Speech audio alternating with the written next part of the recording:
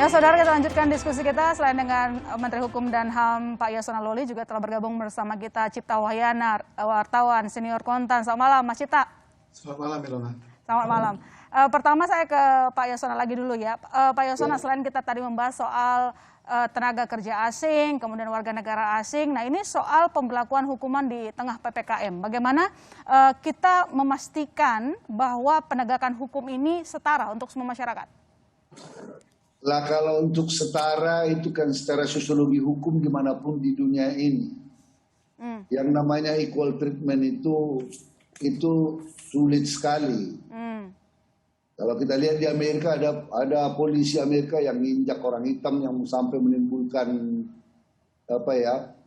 waktu zaman Donald Trump yang sampai menimbulkan kerusuhan yang sangat besar di mana-mana. Tetapi kita akan berupaya bahwa kita tahu dalam beberapa penerapan hukum PPKM di beberapa tempat kita melihat ada yang overacting, ada petugas-petugas ada terjadi di Sulawesi, ada terjadi penjual bubur di kaki lima, ada yang di beberapa tempat ini kejadian. Saya kira memang ini perlu pendidikan yang lebih kepada para petugas ya oleh pimpinan-pimpinannya, dan betul-betul kalau ada yang melakukan itu harus mendapat sanksi dari pimpinannya. Presiden dalam rapat-rapat selalu mengingatkan kita untuk melakukannya secara secara baik, mendekati masyarakat, apalagi masyarakat kecil yang memang berhadapan dengan kehidupan antara bekerja, menjual jajanan atau kelaparan. Itu sebabnya dalam PPKM evaluasi kita kemarin itu dalam instruksi Mendagri dibuat kriteria-kriteria yang sedemikian rinci oleh Mendagri, dan itu diserahkan kepada daerah untuk dilihat sesuai dengan daerahnya masing-masing. Pasar tradisional, pedagang kaki lima, penjual bakso, ojol, semuanya betul-betul diatur rinci di dalam instruksi Mendagri itu. Nah, bagaimana penerapannya? Bagaimana itu kan bisa daerah berbeda-beda. Nah, itu diserahkan kepada kepala daerahnya. Tapi guidance-nya sudah disampaikan oleh Pak Mendagri.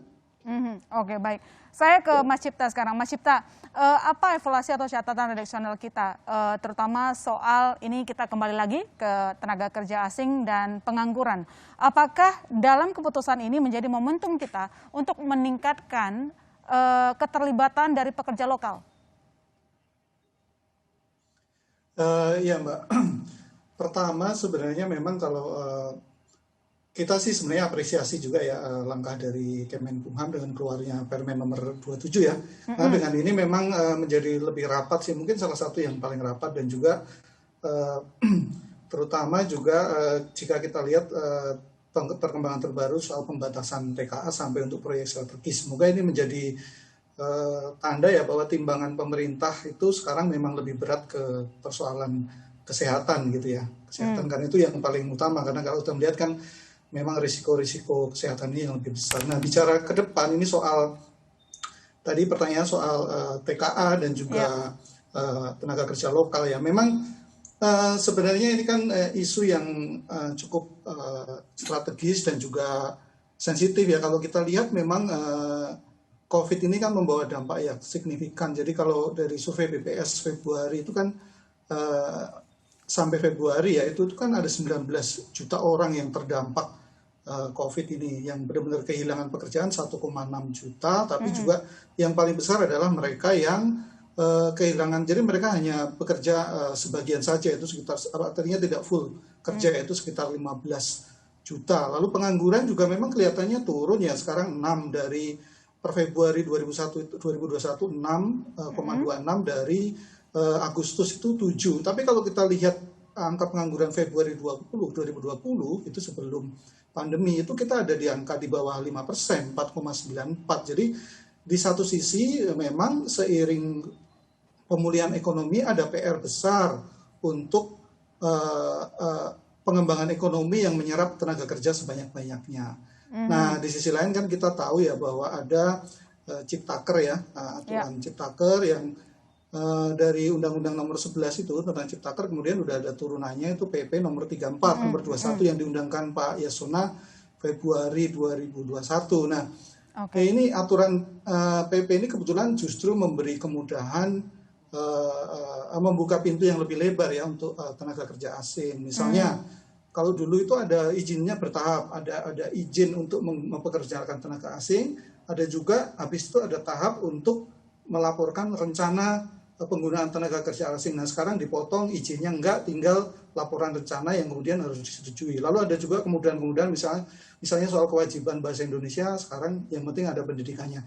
Tapi ada nuansa seperti itu memang untuk mengundang investasi. Nah, ini kan tentu saja ke depan menurut kita ya ini harus di-manage dengan bijaksana, baik di level isu, karena ini kan bisa menjadi isu panas yang kemudian mungkin dimanfaatkan orang yang tidak bertanggung jawab, bahwa di satu sisi pemerintah membuka keran TKA ketika nanti mungkin Kemenaker sudah mulai membuka lagi ya, sekarang kan lagi dibekukan ya.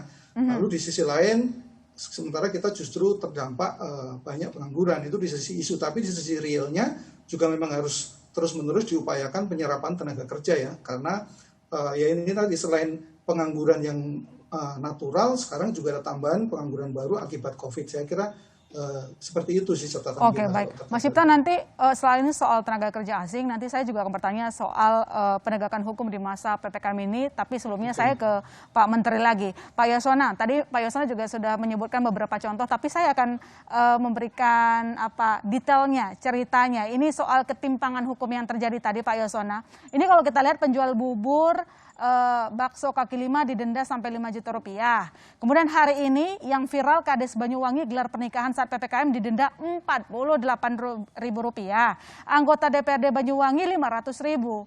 Nah, tadi Bapak mengatakan bahwa akan kita evaluasi dan mengakui memang sulit ya untuk menegakkan hukum yang adil begitu saja. Butuh usaha, butuh upaya. Apa nanti langkah ekstraordinarinya, Pak Yasona? Ya, saya kira ini sudah pasti menarik perhatian kita, pemerintah ya.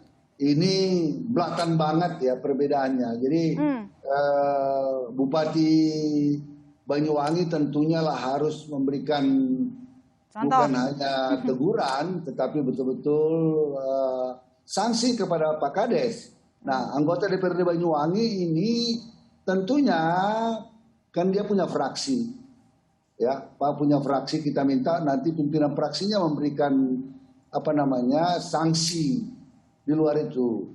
Dan Satgas dan para petugas yang menerapkan sanksi PPKM itu betul-betul harus, saya kira ini nanti Pak Luhut akan, saya tahu benar karakter beliau pasti menyampaikan teguran-teguran dengan caranya sendiri tentang ini kepada pelaksana-pelaksana di lapangan. Saya yakin kita harapkan ya Satgas COVID di daerah betul-betul tidak diskriminatif, betul-betul menegakkan hukum dan melihat di lapangan secara baik. Dalam rapat dengan Presiden mengingatkan betul soal ini, meminta Mendagri menyampaikan ini kepada kepala-kepala daerah, ya. Saya kira ini kejadian yang sangat kita sesalkan, ya, dan kita berharap ini kedepannya jangan demikian lagi. Artinya Pak, memang realita ya yang namanya hukum tajam ke bawah, tumpul ke atas ya. Ya, itu dalil Donald Black dalam Sociology of War, ya, bahwa hukum itu penerapannya berbanding terbalik dengan status sosial seseorang. Jadi itu hipotesis dari Donald Black. Semakin tinggi, berarti itu bukan hanya untuk di mana-mana. Berarti ini sosiolog hukum di Amerika.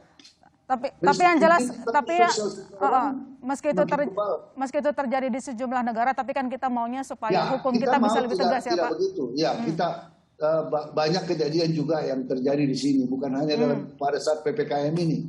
Dulu ada nenek-nenek mencuri coklat, ya ini soal-soal yang sering kita temukan dalam praktek-praktek lapangan. Iya. Ya. Terus kita berupaya untuk Membenahi ya. membenahi. Baik, saya ke Mas Cipta. Mas Cipta, persoalan penegakan hukum ini juga kan biasanya juga sangat berkaitan dengan ekonomi ataupun iklim usaha begitu. Kalau dari pandangan redaksional terkait hal ini bagaimana? Jadi pertama sih ya seperti tadi kita diskusikan ya, memang ya idealnya memang tidak pandang bulu ya, jangan sampai tajam ke bawah tumpul ke atas itu benar-benar terjadi di kita juga gitu ya. Jadi ya memang harus ada penegakan pemimpin daerah maupun ya dalam hal ini pebisnis yang memang yang melanggar, yang pemilik modal ya juga harus ada sanksi yang tegas. Terutama catatan kita untuk pemerintah daerah ya, seperti dijanjikan Pak Luhut sebagai koordinator PPKM Jawa Bali. Tapi ini mesti ada ukuran-ukuran yang jelas. Saya kira apa yang masuk dalam kategori pelanggaran ini. Misalnya kalau terlambat menyalurkan tunjangan bantuan kesehatan untuk nakes, apakah itu masuk pelanggaran? Nah kan mesti jelas juga. Lalu ya sanksi tegas kepada pemimpin, tentu saja ya kita harapkan ini memberi contoh sih kepada masyarakat.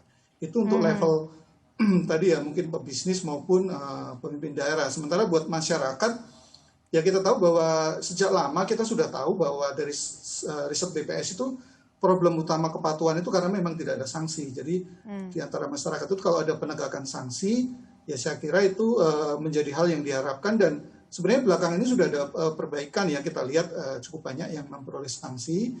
Tapi catatan kita adalah sanksi ini tidak bisa berdiri sendiri. Jadi menurut kita, menurut redaksi ya, sanksi dan upaya pemerintah untuk menanggulangi krisis itu seperti dua sisi mata uang yang tidak bisa dipisahkan gitu ya.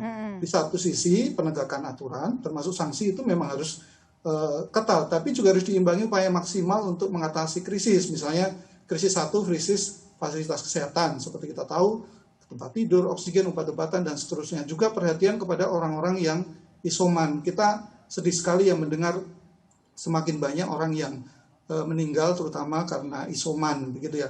Hari ini kan korban meninggal itu rekor ya, dan itu artinya dengan korban sekitar 2069 itu kalau kita hitung artinya setiap 42 detik ada satu orang yang meninggal. Nah jadi ini perlu perhatian khusus. Dan kalau dari sisi ekonomi ya penegakan aturan sanksi juga harus diimbangi dengan penyaluran bantuan-bantuan yang sudah dicanangkan gitu. Kita tahu bahwa seminggu lalu ya Pak Presiden kan dalam tanda kutip cukup mungkin mengkritik keras juga karena misalnya realisasi dari perlindungan sosial itu baru 20%, lalu realisasi BLT dana desa baru 25%, lalu realisasi juga untuk UKM juga begitu. Jadi harus imbang juga, jangan cuma karena kalau cuma hanya jadi masyarakat jadi terjepit di satu sisi dikejar-kejar aturan, tapi di sisi lain merasa sendirian gitu. Jadi yang akhirnya banyak masyarakat yang mungkin dalam tanda kutip menjadi stres dan tertekan. Saya kira itu menjadi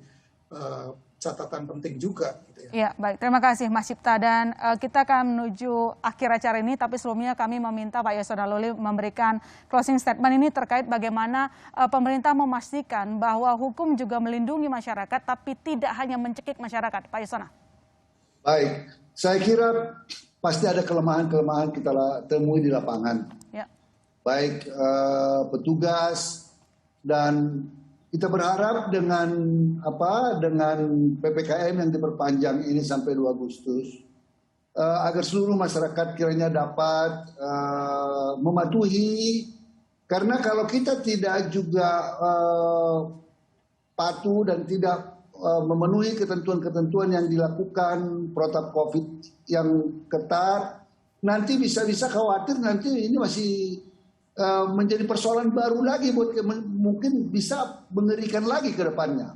Tapi kalau hitungan kita, kalau ini betul-betul kita lakukan secara baik, betul-betul taat terhadap aturan-aturan protokol COVID dan juga PPKM yang baik pada tingkat level 4, di daerah-daerah yang level 4, di level 3, level 2 dan lain-lain, kita percaya bahwa ini bisa kita atasi. Tentu pemerintah akan bekerja keras untuk menyiapkan tadi baik bantuan-bantuan sosial, baik obat-obatan, fasilitas-fasilitas. Kita betul-betul Karena secara tiba-tiba peningkatannya drastis sekali pada waktu yang lalu, ya. Sekarang ada sedikit penurunan, ya, oksigen dan lain-lain. Jadi ada beberapa perusahaan yang menyumbang oksigen dan import, ya, didatangkan dari luar, ya. Ini adalah hal-hal barangkali yang mencoba membantu kita untuk menangani shortage, baik dalam bidang fasilitas kesehatan. Dan lain-lainnya. Ya, kita berharap ini bisa kita lalui secara bersama. Mari merapatkan barisan bersama-sama, kita melewatinya, berbagi bagi yang mampu untuk berbagi. Kita lihat misalnya ada seorang pengusaha berbagi di Sulawesi Selatan, di Sumatera Selatan. Ini betul-betul menggembirakan kita.